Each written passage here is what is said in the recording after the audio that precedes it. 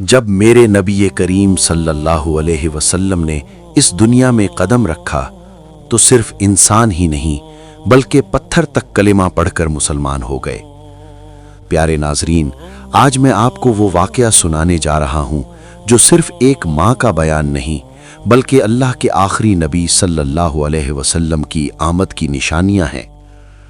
حضرت آمنہ رضی اللہ تعالی عنہا خود فرماتی ہیں، جب میرا بچہ میرے پیٹ میں تھا تو میں نے اپنی زندگی میں ایسی عجیب و غریب باتیں دیکھیں جو نہ اس سے پہلے کبھی دیکھی تھیں اور نہ کسی اور عورت سے سنی تھی۔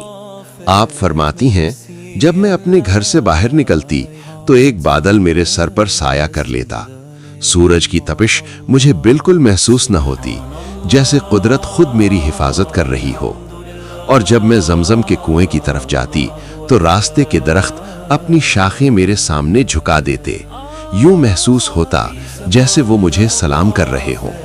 میں حیران ہو جاتی کہ آخر یہ سب صرف میرے ساتھ ہی کیوں ہو رہا ہے۔ حضرت آمنہ رضی اللہ تعالی عنہ فرماتی ہیں، جب میں زمزم کے کنویں کے قریب پہنچتی تو کنویں کا پانی خود بخود اوپر آ جاتا، یہاں تک کہ منڈیر تک بھر جاتا۔ میں اپنے ہاتھوں سے ہی بالٹی پکڑتی اور پانی بھر لیتی۔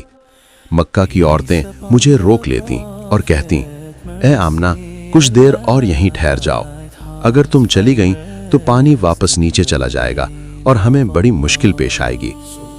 پیارے ناظرین، حضرت آمنہ رضی اللہ تعالی عنہا فرماتی ہیں، میں نے تو یہ سنا تھا کہ جب عورت حاملہ ہوتی ہے تو اسے بڑی تکلیفیں اٹھانی پڑتی ہیں، کبھی سر درد، کبھی متلی، کبھی بخار، کبھی جسمانی کمزوری، لیکن اللہ کی قسم پورے 9 مہینے مجھے ایک لمحے کی بھی تکلیف نہ ہوئی، یہاں تک کہ کبھی سر میں درد بھی نہیں ہوا۔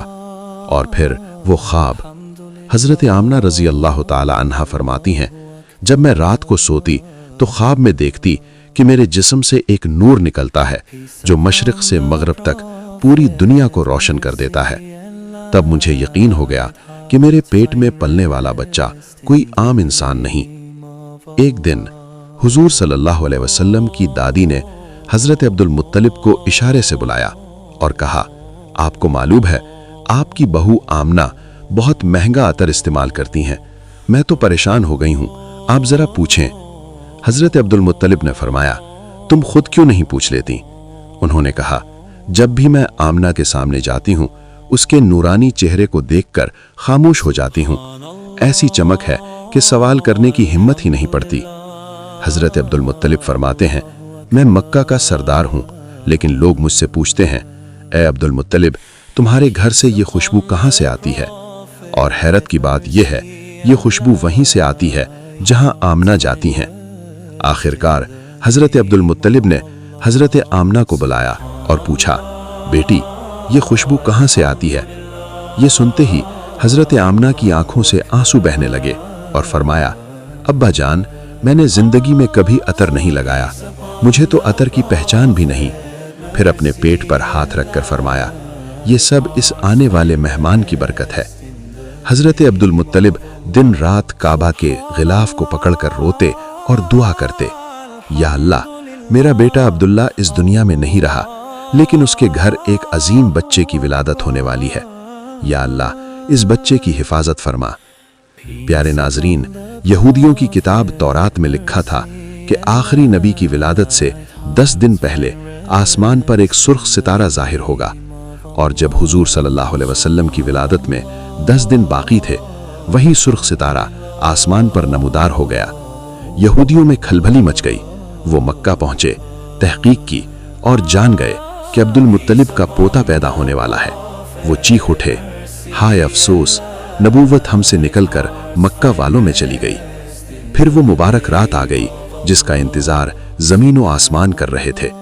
وہ بچہ دنیا میں آیا جس کی خاطر یہ پوری کائنات بنائی گئی تھی۔ جب حضور صلی اللہ علیہ وسلم کی ولادت ہوئی تو 3 عجیب نشانیاں ظاہر ہوئیں۔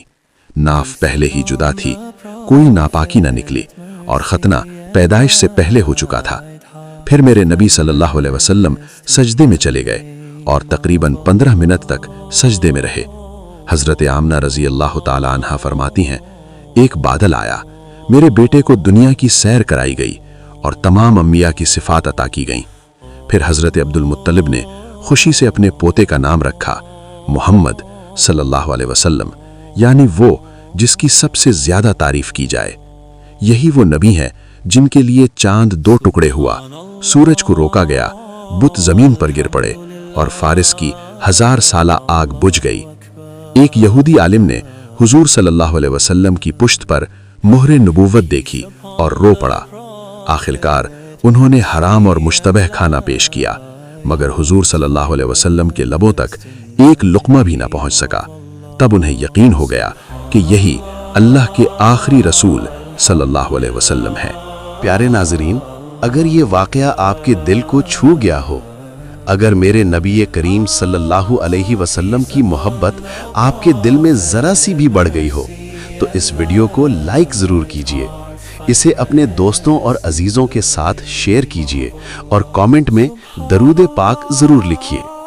ایسے ہی ایمان افروز اور دل کو روشن کرنے والے واقعات سننے کے لیے ہمارے چینل دی ویلیو ورس وائس کو سبسکرائب کیجئے۔ اللہ ہم سب کو حضور صلی اللہ علیہ وسلم کی سچی محبت نصیب فرمائے، آمین۔